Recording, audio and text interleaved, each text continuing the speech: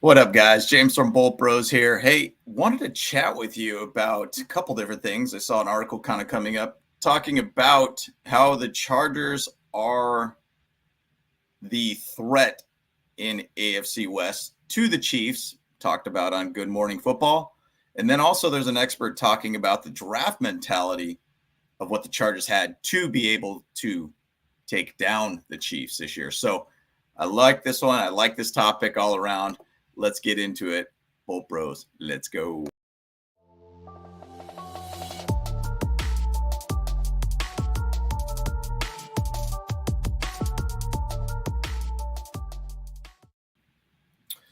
So we all know you don't win Super Bowls in May, and there's always a lot of hype around the Chargers by pretty much every single offseason. And, there's some truth to that. I mean, the Chargers are a team that is very well built.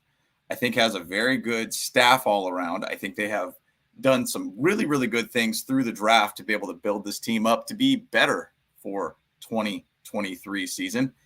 And you know what? We really just got to find a way to slay the dragon, which is the Chiefs. And we've been so close in so many which ways in so many games under Brandon Staley specifically, and even as say sometimes at Anthony Lynn's side too, when he was coaching with us too. So I want to just kind of bring up this article here, really that I felt was pretty solid all around for us to talk about. So let me get into that one right now. And the thing about it is we just got to get past the Chiefs in some manner. We have to find a way to be able to beat them. We have to find a way to be able to end up slaying that dragon per se. And so here you go. Here's the article. So this is from Ricardo Sandoval. Experts believe Chargers draft mentality was geared to take down Kansas City. Are the Chargers going all in to beat their division rivals? And we kind of have to at this point, guys. Like, they are the ones that are holding us back to be able to try to win a division title. Now, it's kind of crazy to think about that. I mean, Patrick Mahomes, I will probably say, and I will admit, is the best quarterback in the NFL right now. It's not saying Herbert isn't in a top 3, top 5 quarterback. He is definitely in that conversation. But we just need to find ways to be able to get more weapons, get more firepower, find ways to be able to outdo them in their games. And Andy Reid has run the AFC West since he's been here. I mean, it's wild. I think the Broncos still have not even beat the Chiefs since Andy Reid's been here. I think even Patrick Mahomes has been a quarterback for the Chiefs. I mean, Raiders still haven't done a whole heck of a lot against the Chiefs. Chargers, I think, have maybe gotten 3 wins against them in the short amount of time that Patrick Mahomes has been the quarterback, and also Andy Reid being in the division. So it's not been easy for all of us, but somebody has to step in the division to be able to really make it harder on the Chiefs. And I know it's only 2 games out of the year that we play them, but we need to be able to step up to win against big teams, and Chiefs are the big team in our division. So one thing I wanted to point out about this article, the draft was huge for the Chargers to be able to find those extra weapons to be better as a team all around and find ways to be able to beat the Chiefs, bottom line. The thing about it is with like Thule getting younger in a position of need where we're getting somewhat aged at that point, Joey Bosa, Khalil Mack, we needed another guy there that could potentially fill in those gaps when, say, one of those go down as an injury. Please, let's stay healthy this year, please. I don't want that to be an issue, but it's great to be able to bring a guy like Thule that could learn from 2 guys like that and to be able to step in when necessary. He's going to be a big, big part of this and possibly a part of a closing situation for us too. I would love it to be able to see like a Nwosu type situation where he ends up being a really, really good rotational piece for us for that third body on the line, or you utilize him inside or outside. There's kind of a good kind of tweener kind of conversation that they've been talking a lot about him. But I think it's exciting to be able to get a guy like that. Quentin Johnston is another guy. You add a big body kind of guy to go against the Chiefs, a guy that could potentially be a big downfield kind of threat guy, which has not been has been a major issue of getting those yak type plays for us. Mike Williams has been a Chiefs killer for some years. He's a big body kind of guy, and he has done a great job versus the Chiefs and always had great games. When you add Quentin Johnston, 3 wide receiver base type sets, which I'm expecting a lot with Kellen Moore. Even there's comes kind of like a stacking element that they've added in Boise State and at the Cowboys, where they put, 5 wide receivers essentially on the line to be able to really spread out their defense. I think there's a lot of things out there that we've done, not just with the draft, but with Kellen Moore specifically. I think that he has found a different element to make it harder on the Chiefs defense, which is an average defense, but finds ways to close games out when necessary. But the big thing too, in this article that I wanted to point out is, once again, I talked about Quentin Johnston. He could make a hell of a top 3 receiver group. Keenan Allen, Mike Williams, Quentin Johnston. Personally, in my opinion, I think Quentin Johnston has a great chance to go Rookie of the Year, Offensive Rookie of the Year this year, just because of what he is in. You have a great quarterback. You have an offensive coordinator that's had created multiple top offenses. This could be a great year for him all around. So, but the big thing too, Darius Davis could be a sneaky great addition for us. And they could steal points on special teams and punt return ability. Field position is major, guys. And if we got a guy that could get us to start at the 40-yard line, or a guy that could take it to the house, a guy that could really just add maybe an X factor on our offensive side of things, be essentially our, Tyreek Hill with extra speed on the offense, which we don't have a whole heck of a lot. But Darius Davis could be a massive, massive change for this team. So with that kind of addition, with adding more firepower to the offense, adding firepower to our special teams, which was really, really good last year, it's really helping us out a lot. Like with Thule, adding him as a defensive guy, that could be a good closeout guy. Guy's 13.5 sacks at USC on a bad defense. What can he do on a good defense? It's going to be great to see. Henley, love the guy. I think that he could be a phenomenal guy, which I kind of expect could get a little bit more start time this year than I realize, or at least some people look at. And then with Matlock too, how they point out too, there's something about Matlock that I like. I like his nastiness. And he even said that he's going after grown man's jobs. Man, if you get a guy who's nasty at the line, push people around, and have maybe this could be our Jamari Sawyer kind of guy, where it's a late round pick that just comes out and balls out all around. So, and I wanted to say that even Sebastian Joseph Day was a late round pick, and look at where he's at now.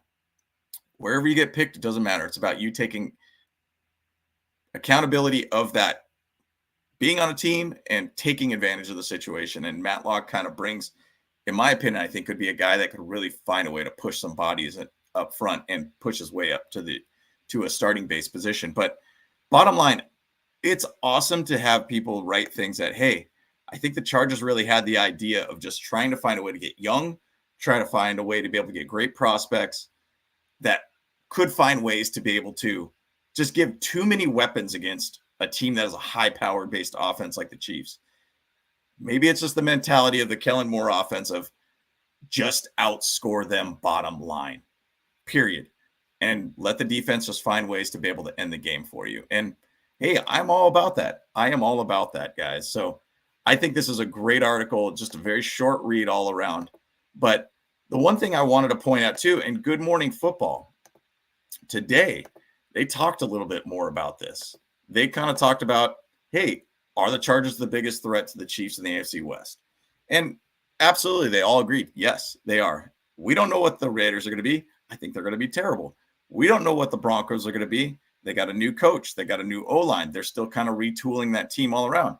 Russell Wilson wasn't the best of quarterback last year, by the way, too. Like, he was still trying to figure things out there, too.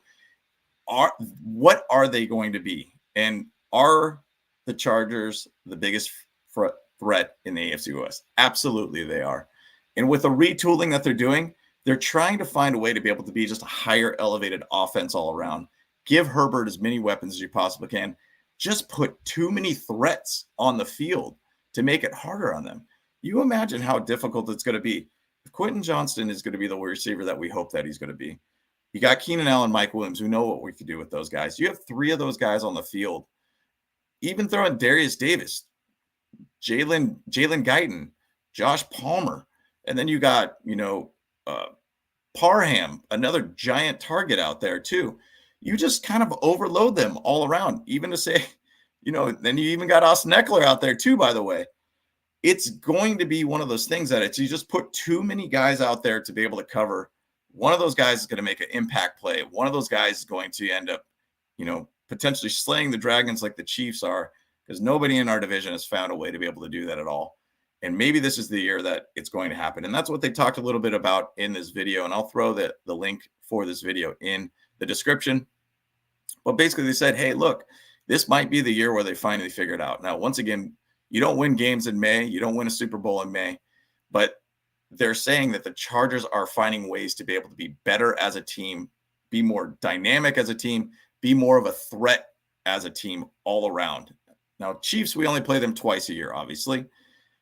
But at the same side, we got to find a way to get past them if we want to try to find a way to be able to get to a division title. That's bottom line, is what it is.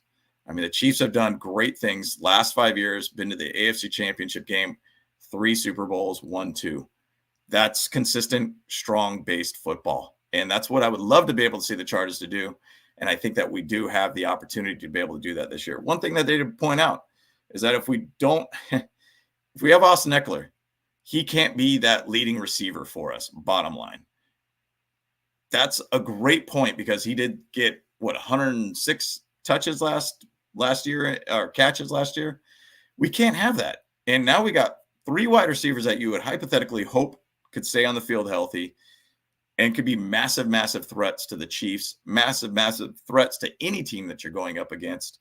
And you can't have your running back as the highest amount of catches on the team, period. You cannot have that happen. And I think bottom line, Chargers have done some great things this year to be able to really try to be a good, solid threat.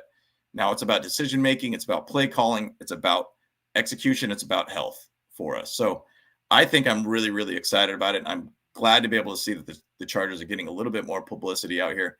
Obviously, the Chargers are generally the offseason darlings all the time, but there's a lot of hype around this team. And I think this team can be on a whole new level. I think even 12 out of our 17 games on FanDuel has favored us to win. So that's a really, really good sign of what Vegas is expecting with this team. That would put us at a 12-win team. I would love to see that, guys. This is a tough schedule ahead of us too. So I'm glad to be able to see that they're getting a little bit of love all around for the Chargers. I think we've done some great things to be able to get better as a team. Now, I did want to kind of pull up that it's not like we've been far off, guys, as a team of beating the Chiefs. We all know where it's been, and we know that it's only been, a couple scores here and there, a couple plays that have just gone the way for the Chiefs. Here, I'm just going to give you just the idea of what it is with Brandon Staley. This is the games right here that Brandon Staley has coached for this team. This was 2021. That was, I believe, Anthony Lynn's last game with the Chargers. I want to say that is, yeah.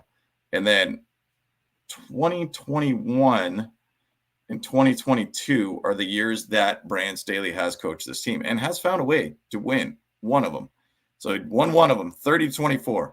It's always going to be some tight game all around. This one right here, lost by basically 1 score overtime, Kelsey touchdown. That was crazy. Chiefs, Chargers at Chiefs, lost by 3 points. It's not like we were off that far, guys. Last year, in November of last year, lost by 3 points. It's not like we were off by that far, guys. Like, we were very, very close all around. Brandon Staley came in with this job saying, hey, how do you beat the Chiefs? How do we do that? And I think that's the whole key to this whole thing, is why we brought in Brandon Staley, is because he brought in a game plan of how to beat the Chiefs. I do think 4th and Staley does need to be implemented a little bit more. And I expect with this offense being a little bit more higher powered, I expect a lot more risks. And if we could just get our team to be able to be just a little bit better on run defense, I think we will be able to take a little bit more depth, or risks all around on this team of going for it on 4th down. You know what? Try to beat us, basically. If we have all these threats out there and guys that could find ways to get first downs for us, find ways to be able to get those extra attempts of getting more yards, which Quentin Johnston fits very, very well with that, because he led college football in yards after catch. let's just beat them, and let's beat them with all our tools that we have in our toolbox. And once again, guys, we weren't far off, and we have not been far off under Brandon Staley. I do feel this year is going to be an interesting year for us. And I think that we will shock some people all around with what we have going on here. Kellen Moore's offense is a huge, huge part of what's going to dictate the success this year for this offense and set up our defense for success also, too. We have an offense that could stay on the field and do 15 play drives and get a touchdown and tire out their defense. What does that do for their offense? Obviously, the Chiefs' offense will have a little bit more time, but our defense will be well rested.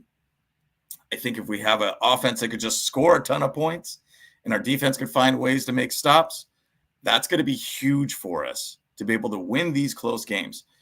Big thing about last year is that we didn't beat a lot of good teams. I think that we're going to have that change this year. I think we're going to find ways to be able to beat a lot of teams, and specifically the Chiefs this year. I really, really am excited about what's going on with this year, guys. So I want to hear what your guys' thoughts are on this. Like, subscribe, sub. Love hearing from you guys.